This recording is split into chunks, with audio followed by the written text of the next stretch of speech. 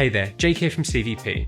This is Canon's latest RF mount lens, the 45mm f1.2 STM, and it's priced at just £479 including taxes. This means you can get 5 of these for the same price as a single RF 50mm f1.2L lens. Canon have said that this should perform similarly to the 50mm f1.2L EF lens, which, if it does, sounds very exciting. So in this video, we're going to compare this new 45mm to the RF 50mm 1.2 and the EF one as well, and explore why this may be one of Canon's best bang for buck lenses yet. Let's get into it. We shot all of our creative examples with this lens with in-camera lens corrections on in both photo and video mode. This is realistically how most shooters using this lens on a Canon camera will want to use it. But if you're putting it onto a RED camera that uses RF mount, you will see the lens with no corrections whatsoever, which is why we show our testing with corrections both on and off. The 45mm focal length is a pretty unique one. There aren't too many of them on the market, so it's pretty cool to see. In practice, it's a nice standard and versatile focal length. The image this lens renders is far more on the affordable, vintagey end. It's quite rare to find in RF mount lenses. But given its low price, for an f1.2 lens, you've got to expect some kind of compromise in optical design, and some shooters may like the image this lens renders. The 45mm 1.2 is actually surprisingly light at just 346 grams, and is decently compact as well. Given its maximum aperture of f1.2, that is impressive. On Canon's mirrorless cameras like the R6 Mark III, it balances really well, and I'm sure on their smaller cameras, it will be a really nice lightweight combination. In the hand, it doesn't feel as substantial or sturdy as an L series lens, but it feels well built and has a metal mount. One big thing missing though is that the lens isn't dust or moisture resistant like some of the more expensive RF mount lenses, so if you're using this lens in varied weather conditions, just bear that in mind. Like Canon's other RF mount lenses, this lens has a control ring which you can rebind in the menu for different functions. The lens also doesn't come with a hood, so if you do want to use one, you'll need to buy it separately. Here's the full technical specification of the lens and some of Canon's other offerings near this focal length. Looking at our regular bokeh headshot examples, we can see that the 45mm f1.2 has cat's eye shape from the center out towards the corners of the frame. It also has slight swirliness to it as well. Our autofocus highlights have a defined edge to them and a bit of green fringing, which we can see in more real-world examples as well here. At f2, there is still slight green to it, and we can see the 9-blade iris forming the shape, but there is slight cutting towards the corners. At 2.8, this shape is improved. The RF 50mm has similar cat's eye shape wide open throughout the frame. This lens uses a 10-blade iris, which again, as you stop down, you can start to see forming the shape. Its autofocus highlights are also slightly defined, but not as much as the 45mm. Our highlights here also have a bit of onion skinning texture to them, and are clean from colour fringing. The EF 50mm has similar characteristics to the 45mm. It has defined edges, CA, and roughly the same shape as it uses an 8-blade iris, though shape at f2.8 is a bit more inconsistent, but it does improve at f4. In more real-world scenarios, the 45mm renders busy, more vintage-style bokeh than a modern clinical lens. It's certainly more similar in feel to the 50mm 1.2 EF than its RF counterpart. Looking at the close focus across the 3 lenses, the RF 50mm 1.2 has the best at just 40cm, and the other 2 lenses are a touch longer at 45cm. This isn't a massive difference to be honest, and looking across our test images, the 45mm f1.2 looks good. It's sharp but does have a little bit of CA compared to the RF 50mm, though I think it does perform better here than the 50mm EF. For our sharpness test, we are using our fantastic focus chart, as it's a great constant for testing and is a serious stress test for most cameras and lenses.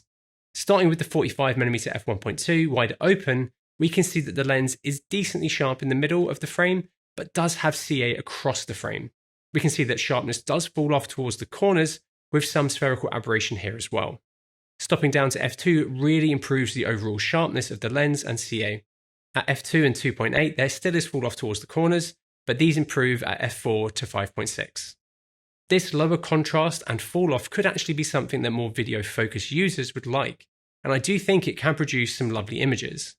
Looking at the 50mm RF, we can see just how much better it performs here.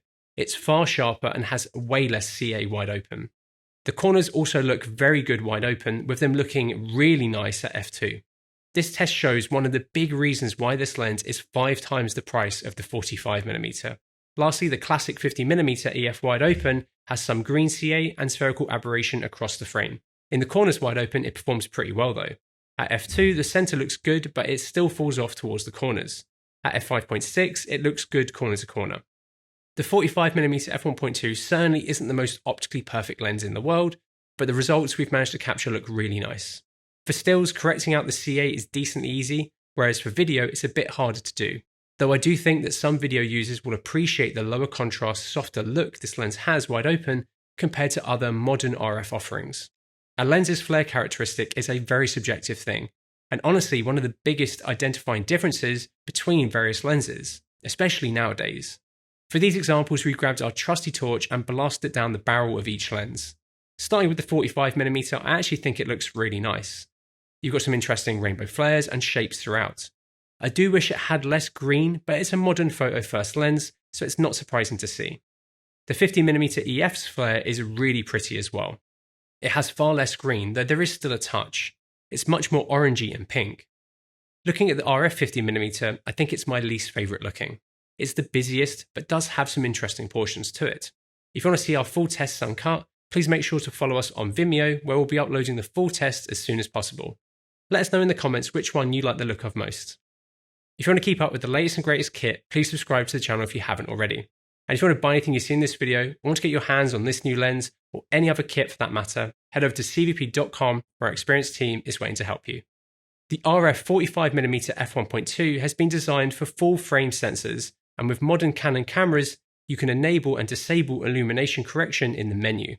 However, if you use this on a red camera, you will not have access to these corrections, so you'll see the lens completely uncorrected.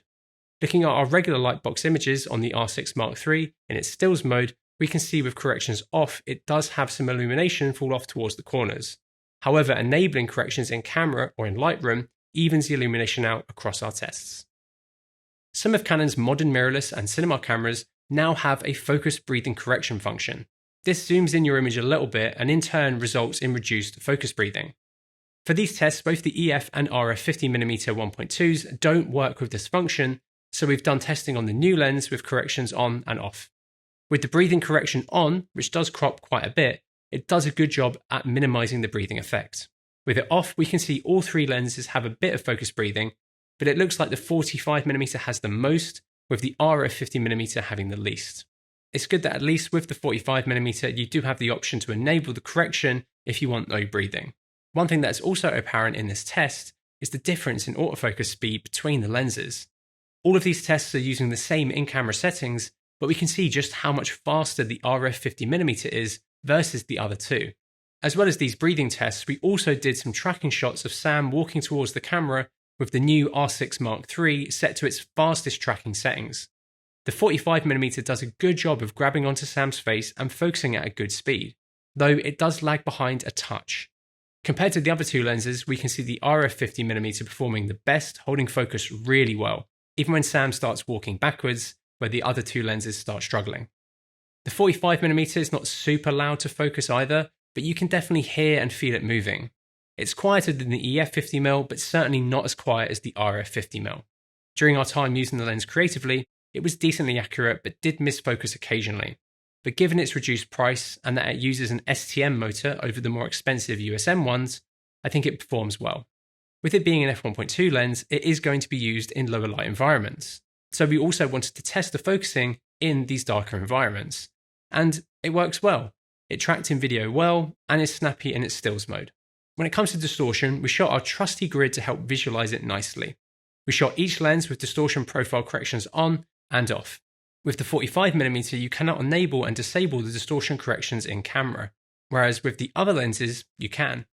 However, if you shoot RAW and bring the images into Lightroom, we can see what the lens looks like without corrections applied. It has a good amount of barrel distortion, which I personally quite like. With corrections on, which is how most people will want to shoot with it, we can see that it looks rock solid. The EF 50mm has a little bit of barrel distortion, which is reduced when you enable the corrections, And the RF 50mm has barrel distortion again, and when you enable corrections, it again looks good. Overall, they all perform well. I just wish you could enable and disable the corrections in the camera with the 45mm. The Canon 45mm f1.2 STM is an excellent addition to Canon's lens lineup. It's a great, affordable offering for people wanting an f1.2 lens without spending 5 times more on the 50mm RF, or for shooters wanting a combination of characterful flawed image qualities in a modern housing with solid autofocus and control. Its £479 price is excellent, especially for a Canon lens. And I think that, combined with the fast aperture, versatile focal length, compact size and lightweight, is going to make it very popular. Hopefully this is the start of Canon releasing more prime lenses like this for their systems. I think this, paired with some of their other STM RF lenses, like the 28-70 f2.8 IS STM, could work really well for more budget-conscious RF shooters. Anyway, if you have any more questions or thoughts about the lens, let us know in the comments. And if you like the video, please give it a like, and maybe consider subscribing so you don't miss out on our awesome upcoming content. And thank you so much for watching.